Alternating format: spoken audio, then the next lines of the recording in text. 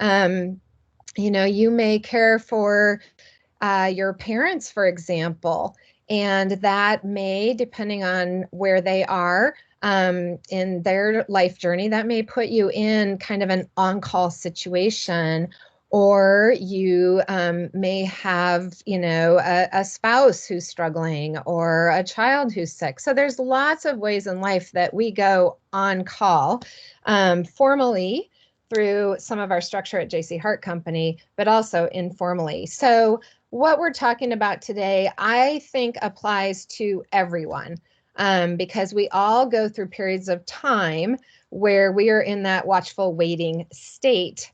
And that can have some implications for us. And we can think about ways to increase what I'm calling our grit from the inside out. So that's what we are going to be looking at today. And I've got some of this information on your handout as well. The effects of on-call can impact people differently is the first thing to know. So, and we're going to talk a little bit about the why behind that in a few minutes, but it's something that you want to watch for. If you find that you're becoming increasingly irritable, your mood is shifting to more negative, negative state, then you may want to lean into that and try and prevent it from sort of spiraling downward. One thing we do know is when you're in a state of watchful ready, it can be more difficult, especially if it requires being up all night. If there is an emergency, you guys all know I take care of my parents. There have been some times in the last 6 months where I've literally had to be responsive all night long and then convert the next day into a work state. And it can be really difficult to recover that next day or the day after. And, and then I sit and go, wow, I don't do that as easily as I did some years ago. But we won't talk about the effects of aging today. But it does impact your cortisol levels, and that can make it more difficult to recover. It can decrease your sense of calmness, your mood, your energy levels. Sometimes people struggle with insomnia. They kind of get off schedule, and then it's difficult to get back on schedule. And symptoms of anxiety or depression can also slip into the picture. The other thing is if you struggle with seasonal affective disorder, and yes, by the way, that is a thing. And if you want to know more about it, I'm happy to do one of our sessions on it. It's a good thing to be aware of. If you're not affected by it, chances are there may be others, who are. And it definitely rears its ugly head in the Midwest, given some of our weather and seasonal patterns. So those are kind of what we know about what it is to be in a frequent or chronic state of watchful ready or on call. And we know then that we all adapt differently. And one of the things to know is sometimes I've heard people say, well, you didn't get called, and so, you should be fine. But what the research tells us is that whether or not you're called doesn't really make a difference to the impact to you. Knowing that you could be is what makes the impact. So when you're on call, when you're watchful ready, whether you actually get called out for an emergency situation or not, doesn't necessarily impact the effect that it may be having on you physically and emotionally.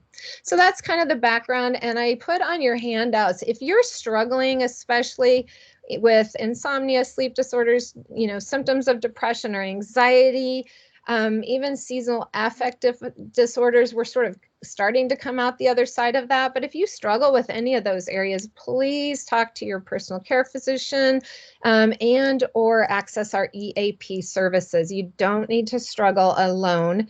And the best thing that you can do is reach out and get some help and perspective in that regard.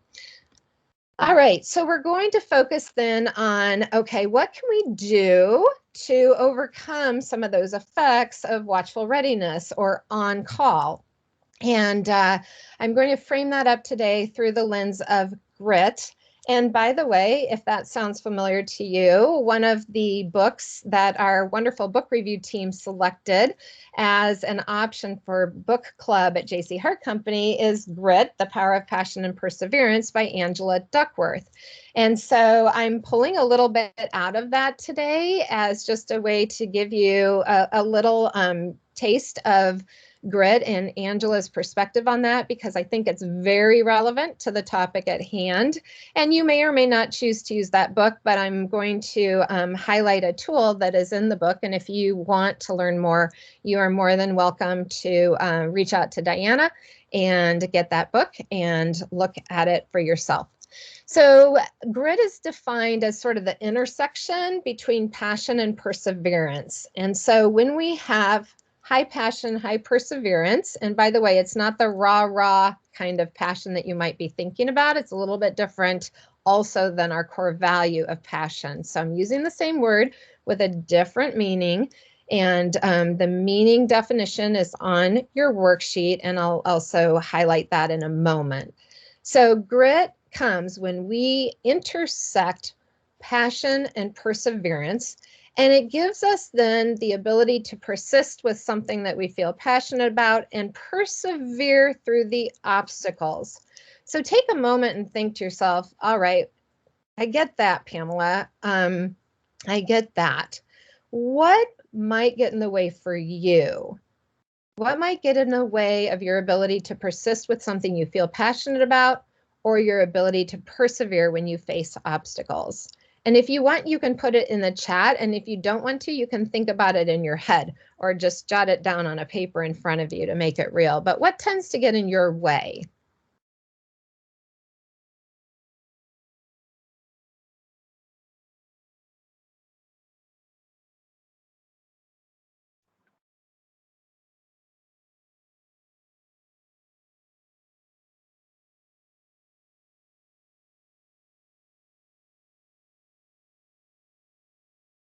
Tracy, can you just highlight a couple of things because I can't see the screen along with my slides? I can't see the chat right now. Yes. Mood, sometimes, life, time, exhaustion, time again,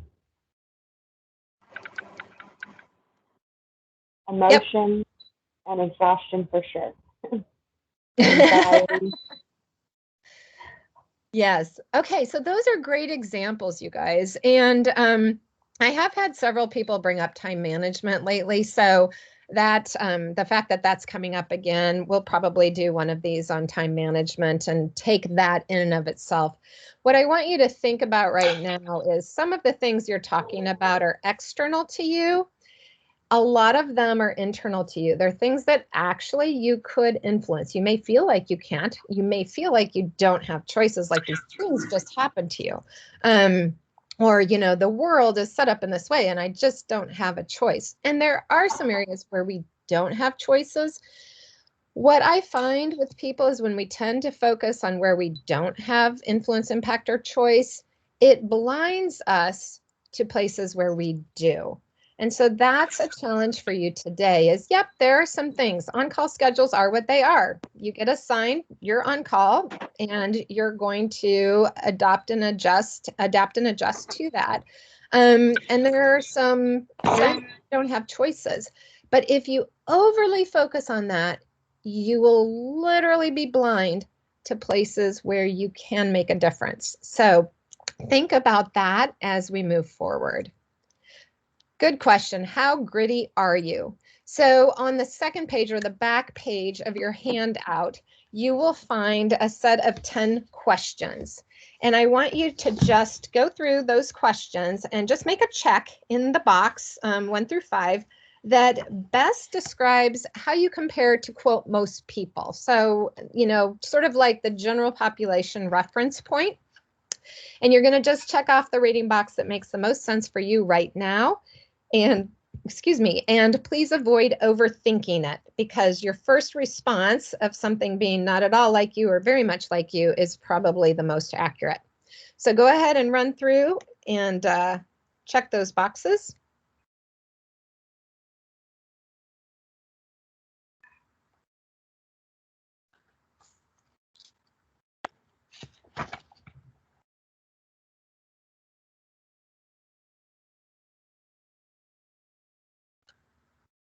And once you've done that, go ahead and add up all the points that are represented in those boxes and then divide them by 10. So you'll add up your total.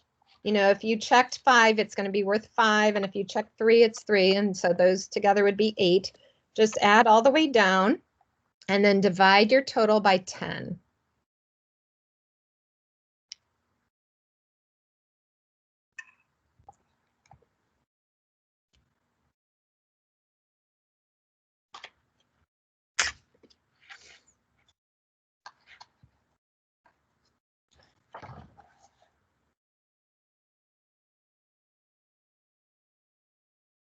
So scores that approach 5, once you divide by 10, you'll probably have a decimal point involved.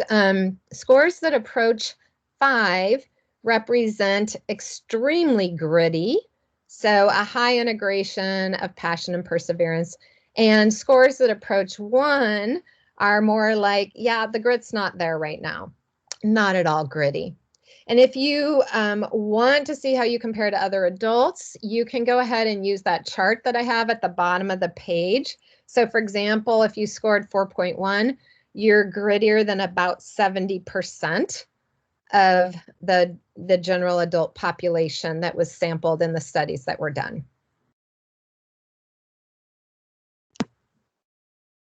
If you scored 2.5, you're grittier than about 10% of the population.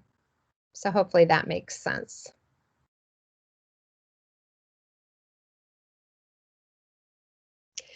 So keep in mind that your score is a reflection of how you see yourself right now. And chances are for some of you, you could think back, think back several years ago. If you had completed this then, you might have rated some things differently because time and experience and interests can sometimes, in terms of interest as in priorities, can sometimes influence the way that we rate ourselves. But this scale has been found to be very, very indicative of kind of where a person is with their level of grit at any time. So you can also redo this in the future if you feel like, wow, I'm struggling more than ever, or I really seem to be doing well. I wonder if I've just gotten grittier, so to speak.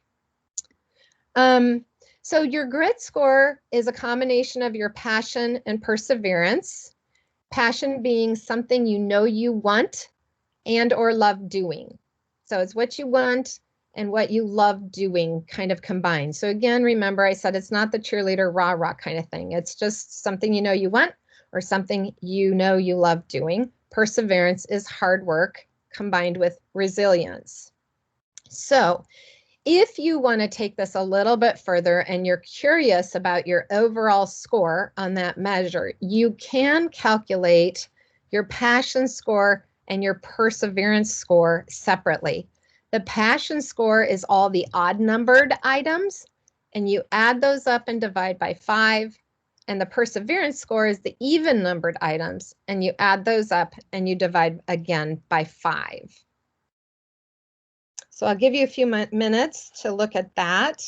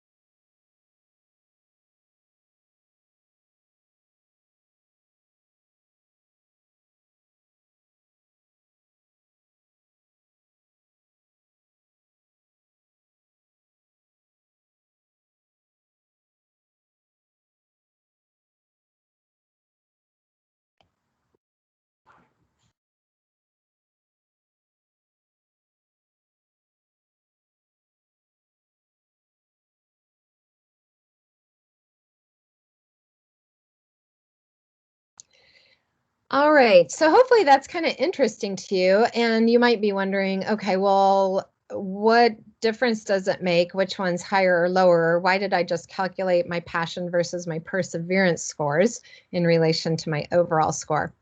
The general trend, and that's what I've got up here in the corner where the guy is rock climbing.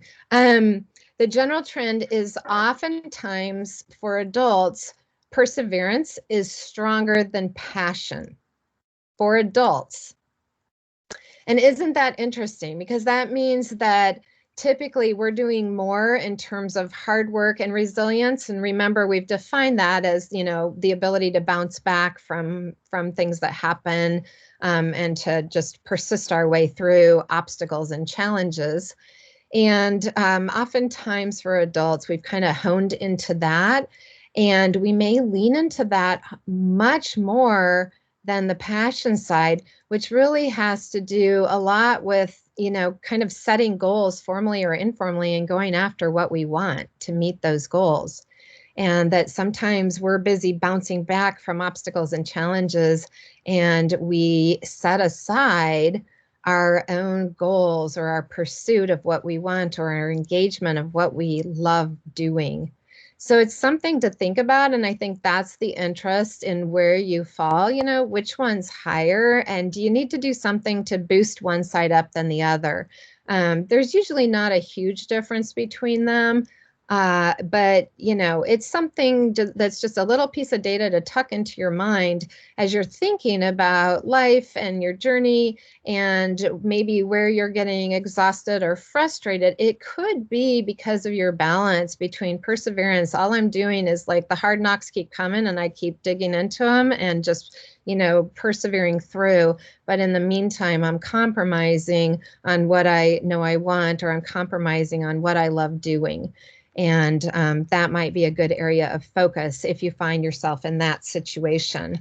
The other side of it is probably what we call the adolescence, which is I'm doing what I love doing, but when things get hard, I quit. So, and I only mention that that's not true of all teenagers, but I mention that because life has its different phases too. And so this does not stay constant. What your scores are today doesn't predict necessarily what they will be tomorrow.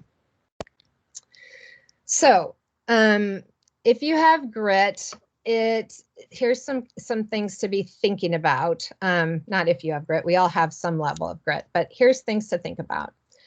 While you can't will yourself to be interested in something that you're not, you can deepen things that you're interested in. And so that goes back to that passion side.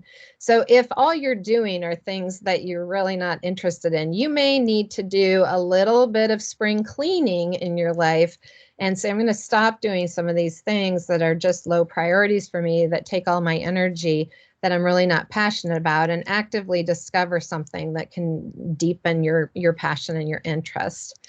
So that's kind of in the passion space. And then in the perseverance space, whatever your big goal is, you need to pursue that consistently, even in the face of adversity. So this is where passion meets perseverance. So developing your endurance when it's challenging and doing the hard work, even when it's uncomfortable, is a part of grit. And it's what brings passion and perseverance together.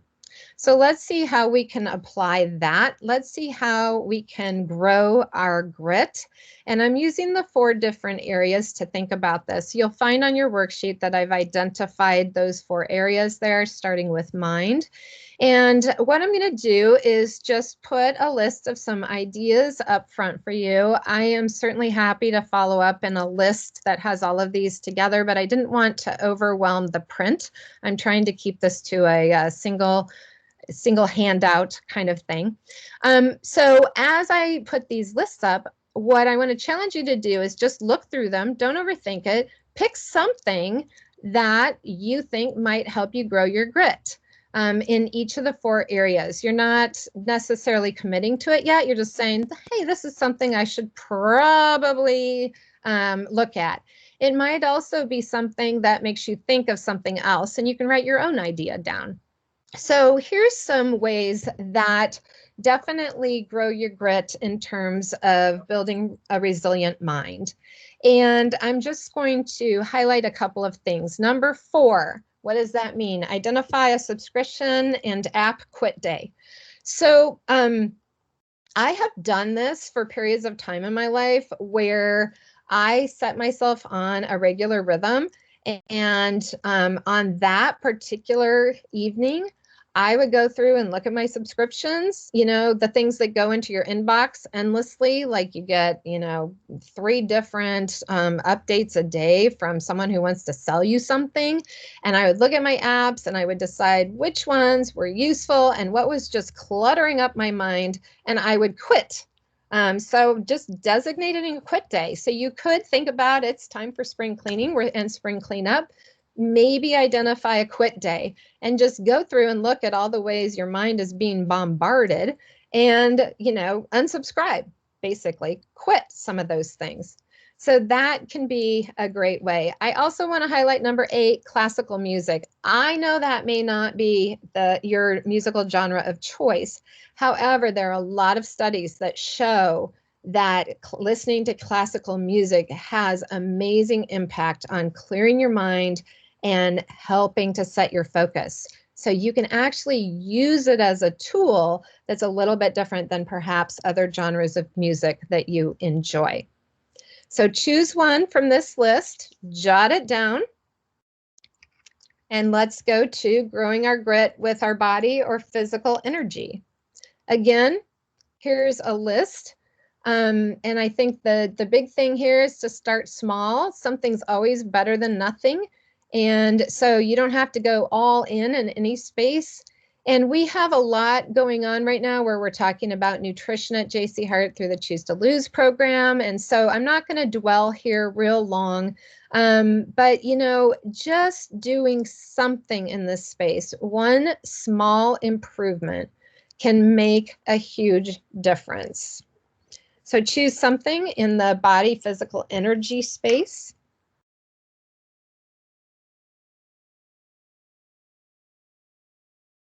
And now we're going to look at growing our grit through our emotions. There's something called buying time. I don't know if you've ever used this before. I've actually taught a buying time strategy called box breathing. But buying time is sort of when you take a step back, kind of time out, and you diffuse your negative emotions or automatic thoughts using deep abdominal breathing. So it can be box breathing where you're breathing up 4, over 4, down 4, over 4. You can just use really deep breaths, focusing on a slow exhale.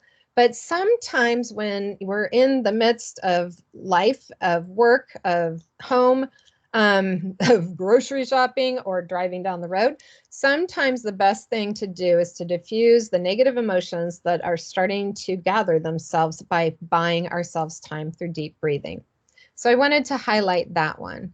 If there's tons on your mind, I also wanted to highlight the second one. Write it all down and then literally tear it up, throw it away, shred it, do whatever you need to do. Like literally dump your mind and then tell yourself, okay, let's toss that. I've also had people make paper airplanes out of it. And when people in their office setting saw the paper airplane fly, they just knew, like nobody went and looked at what was on there. They just knew, okay, purging a little bit here. I got to throw some of this away. It's been an emotionally charged day. And you literally sail it out. And then the last thing I'm going to highlight is number 3, because you're probably going, what? Did you know that you can change your emotional state by bouncing? There's a bounce room down in Indianapolis that's actually cardiovascular exercise. If you've never done it before, it's really amazing. I hear through my friends. I've been invited to do it and I haven't tried it yet. But one of the things that they are tapping into is the impact of bouncing on your emotional state. And so think about this, you guys. How many times do you see athletes before they go into the game bouncing, right? And we don't even think anything of it, but they're like bouncing.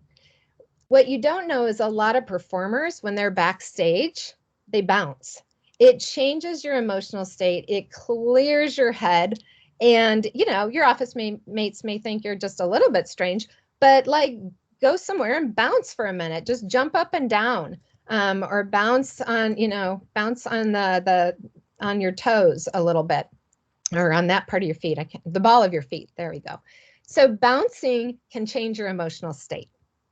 All right, take a moment to choose something here. I've got a lot on this slide, so there may be things that you'd like me to speak more to in the future, but I wanted to start some of this dialogue today, like changing the stories we tell ourselves. That's really, really important.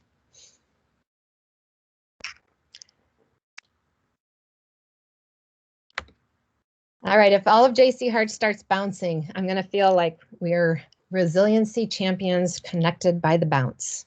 Let's do the last one. It's spirit. So, what are some ways to, grow your grit through your spirit?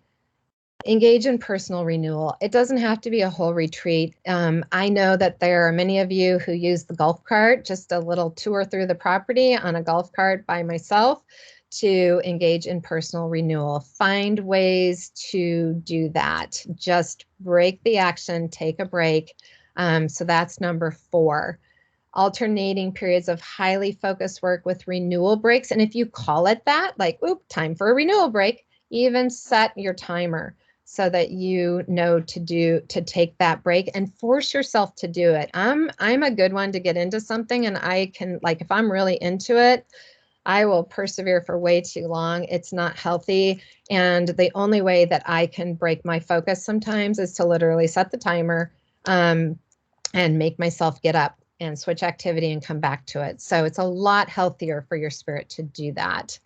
And then routines and rituals can be very, very important for that.